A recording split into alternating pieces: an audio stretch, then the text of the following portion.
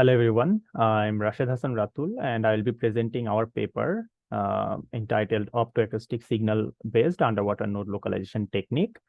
And here underwater localization is referring to the self-localization of underwater vehicles or underwater node. It is not something that is localized externally by any external entity or any external source. So now let's have a look at some possible commercial and military applications and benefits of underwater localization. For example, we can consider search and rescue operations, scientific research, as well as we can consider expanding the underwater communication networks, as well as the surveying and mapping technologies. Now, when we are considering underwater environment, why we are not considering the GPS technologies that have been widely deployed over the terrestrial networks? At first, we need to understand that GPS is not that much appropriate when we are considering the saline water environment underwater. It can actually severely attenuate the overall signal, and it might limit the overall penetration capacity of the GPS signals. So that's why an alternative approach is called optoacoustic effect that can be considered here when we are demonstrating the underwater environment. At first, the optoacoustic or acoustic effect was discovered by Alexander Graham Bell in 1881. He first observed that an acoustic wave can be produced when high intensity level light strikes in the liquid substance like water. Now, when we are considering optoacoustic signal, how it can be produced when the localization environment is taken into consideration. At first, the term optoacoustic signal can be referred to a certain type of signal that can be generated through the process of photoacoustic effect. So if we observe this particular setup, the green line here is considered here as the laser beam. So a powerful laser beam is directed towards the water surface, and that's how the plasma or the acoustic source has been generated. So when the high pressure and when the high power level laser beam is focused towards the water surface, the physical property of the water gets changed, and the certain variation of temperature creates a pressure wave that propagates throughout the water environment, and that can be considered as the acoustic signal. Now let's have a look at the traditional underwater localization technique at first. So if we consider the traditional underwater localization technique, we need to consider the dive and rise method that has been widely deployed over the past few years in order to localize the underwater environment, in order to localize any nodes inside the underwater. So what these kind of traditional techniques do is that they use some kind of intermediate node or surface anchor nodes. For example, here, they have considered 3 anchor nodes or surface gateways that will be procuring or acquiring some GPS signals. And based on these GPS signals, they will dive deep into the ocean with the signaling or message blocks. And they will transmit those message blocks inside the water surface to some hydrophones here. And based on the combination of GPS and acoustic impact, the localization will take place. So when they are on top surface of the water level, they will use the GPS signals. And when they will dive inside the ocean, they will use the acoustic signals. But here, this particular dive and rise technique needs to be continuously repeated because underwater environments are mobile and they are not actually static. So that's why there are some particular logistical challenges as well. For example, the surface anchor nodes, they are quite a large number in size. Here they have referred to 3 instances, but it can actually lead to some logistical challenge as well. And the overall cost and the maintaining operative analysis as well as the energy requirements are much more larger here. But when we are considering our proposed technique, our proposed technique suggests also a combination of GPS and acoustic signal, but here we will be considering only one aerial node without necessarily needing any kind of surface gateways. So that is what our proposed technique is. And if I point out some benefits of the proposed technique, as I have already mentioned, that we will be eliminating the need for floating gateways or the surface gateways, and we will not use the dive and rise technique. So as we will be requiring only one aerial node, it will significantly reduce the overall expenses. So the cost efficiency will be much more improved. And another thing is that as we don't have that much nodes here, we'll have only one anchor nodes. So it will be much more easier in order to monitor the overall environment, and it will be much more simpler. And the interference will be much more lower as well, as we will not have the interference among different surface gateways. And the overall energy requirements will be much more smaller as well, as we don't have the requirements in order to dive and rise again and again. Now let's have a look at our methodology, that how our proposed scheme will work. At first, we need to consider that this is our node, the aerial node, that will propagate along the water surface level, and only one aerial node is required, and it will be equipped with certain capacity that that can actually produce the plasma or acoustic source here.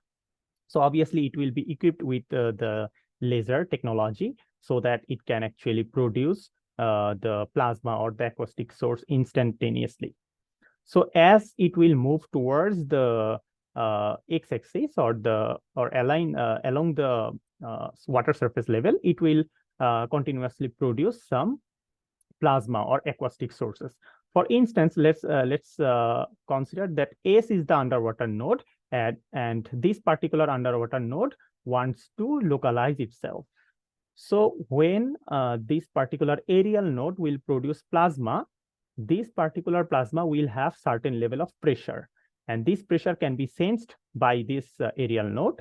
And when this pressure level will be created, this particular information will be transmitted towards this unknown underwater node as well.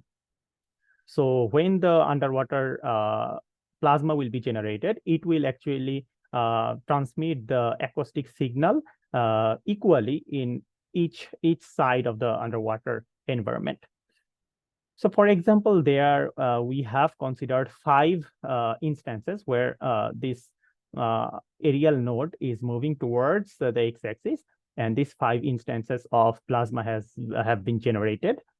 But this particular unknown underwater node will be requiring only 2 instances of the plasmas, where it will capture equal and equivalent pressure level. For instance, here, when this particular underwater unknown node will capture the signals or the pressure level from node A and node E, it will actually analyze these particular 2 instances in order to calculate its location. It doesn't necessarily need to memorize or store all the information from these 3 or some other plasma sources, because it will be able to analyze its location from only 2 equivalent plasma sources, and it is enough. So the overall memory capacity requirement is much more smaller in our case.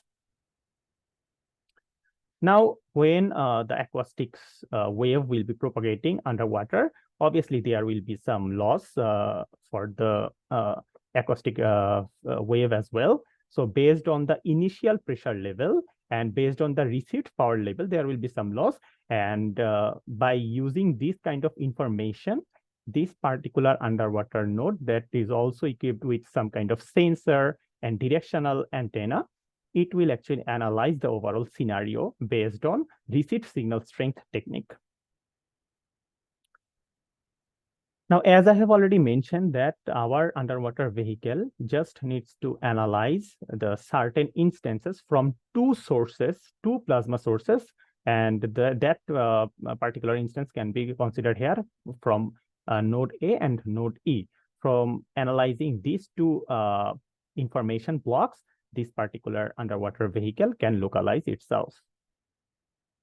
So these are the mathematical formulation that we have proposed in order to localize our underwater vehicle. For example, X can be calculated using this formula. Here, D is considered two-dimensional distance, but in our previous slides, R is considered here as the three-dimensional distance because we have considered the real environment underwater. So when we are considering three-dimensional scenario, we have to actually consider the three-dimensional distance. But here we are considering X and Y, that is obviously two-dimensional. So that's why we have actually modified our three-dimensional distance into two-dimensional distance in order to calculate our underwater node localization. So when we have actually simulated our results with the equations that we have proposed earlier, this is the result that we have obtained so far. So the green dots here are indicating the plasma source, and the red mark here is the estimated underwater node localization or the location, and the black marked here, black marked symbol is considered here as the actual position of the underwater node. So most of the underwater nodes are localized correctly here, but as we have actually considered the real scenario underwater, so there will be obviously some kind of interference, and there the SNR level or the signal to noise ratio will be variable as well. So based on that particular real environment scenario, there are some nodes that have not been accurately calculated, but it is just because we have actually proposed our model using real environment. So this is the result that we have obtained in terms of RMSE and SNR. So let's have a look at this result. When we are considering very low level of SNR, the RMSE or the error level is slightly higher. But when we are considering a better SNR level, the error or the RMSE is significantly reduced. So when we are comparing with the other technologies as well as the traditional methods that have been proposed in several literatures, this is what we have got so far. The blue colored mark is symbolizing our technique. So when we are considering similar level of SNRs, our RMSE is much more improved compared to the traditional as well as some other literatures. So these are the benefits, and in comparison with other proposed scheme, our technique is much more simplified and it is not that much complex to implement. So the overall simplicity and the energy efficiency is much more larger here in our case, as we have considered only one aerial node in order to localize underwater vehicles. And if I consider the future scope of this work, we can obviously extend this idea, and we are planning to extend this idea and incorporate some power saving mechanism when we will be incorporating some motors and some other driving tools here. We have some extended plan in order to implement with this idea. So that is all from my end. Thank you for your time. Thank you.